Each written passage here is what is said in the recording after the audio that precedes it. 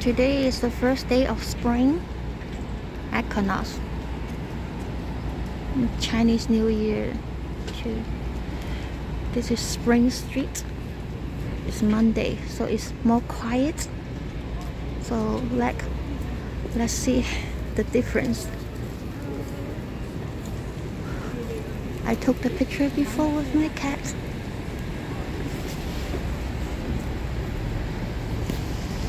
Because that has an animal hospital. And I have to say goodbye to my cat. It happens all the sudden. They said my cat have cancer. And already put him to sleep. And no pain. The leaf is not coming back yet. It seems like some of the is closed. Okay.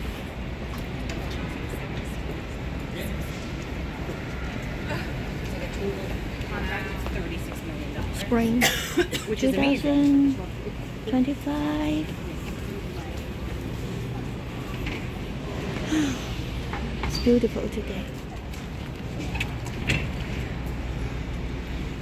Dim dim. Oh, that close too. Wow.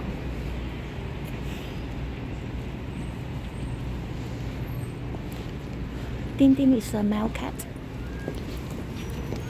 I think he lives in a good life because I always see him very happy with the cat's family, the sibling. Last year, I have 3 cats pass away. It's a very tough year. Unbelievable. Now I have 1 more cat pass away. They are family, so they have a very good relationship. So I think Auntie Kitty. Oh, that's so noisy. I have to stop a little bit. This is under renovation. Okay. I think I have time. I hope you don't mind. It's my cat's family story. 我隻貓貓點點今日離開咗啦。呢度呢就係去睇醫生嘅地方。原來佢呢2日都唔舒服，因為我有其他貓，我唔知係佢今朝早唔食嘢，跟住我返嚟幾個鐘頭後返嚟就發現佢好辛苦啊，即刻帶佢嚟睇醫生。我叫醫生搶救佢，咁醫生搶救佢就等佢冇咁辛苦咯，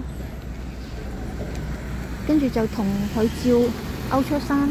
就話發現佢有個肚好大嚿嘢啊，可能係癌症。我諗係啲貓因為成日食 plastic 啊，成日食塑膠。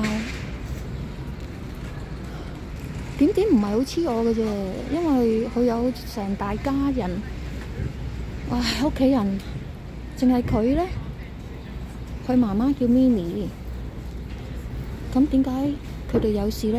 因為 Mini就俾佢個仔搞咗，所以佢哋近親，所以可能有啲問題。咁佢係有自閉症嘅，所以佢唔中意人類嘅，佢唔黐我嘅，佢大把貓 friend。咁佢呢好大隻，好長，好重。我2年前同佢睇過體檢。但係因為啲貓病啊，排唔到佢，又唔覺得佢有病，所以就冇帶佢體檢。不過醫生話體檢都冇用㗎，醫生話呢啲係好快，因為都係嘅。我上一年咧2025我唔見咗嗰幾隻貓咧，嗰幾隻貓就係咯，好快嘅啫。我又啱啱驗咗3個月，咁佢又出事啦。跟住有一個啱啱驗咗6個月又出事啦。佢話係可以啲貓隱藏冇事咁樣，不過突然間出現就好快。所以我上年就唔見咗3隻。第一個就 Kitty 係姨姨嚟嘅 ，Kitty 照顧佢哋，佢哋當媽咪咁嘅咧。Kitty 同我哋冇關係 ，Kitty 係我第2隻貓，我第1隻貓叫 Baby， 不過佢過咗身。唉，跟住 Kitty 係溏心咁，個個都黐到佢好犀利嘅，成日一返屋企見到佢哋喺度攬啊錫啊攬啊錫啊咁樣，咁佢哋開心咪得咯，我冇乜所謂，我淨係負責餵佢哋食嘢、清潔，同佢傾下偈。點唔俾攬㗎？佢唔俾攬㗎佢。因為佢有自閉症啊 I think 點 has autism, so he don't like human, but he has a good life with other like sibling, mother, father, and uncle, auntie, and niece, nephew, but they are just close split. So the mother, Mimi, and the son, I don't know which one, possibly is Cookie. I think it's Cookie.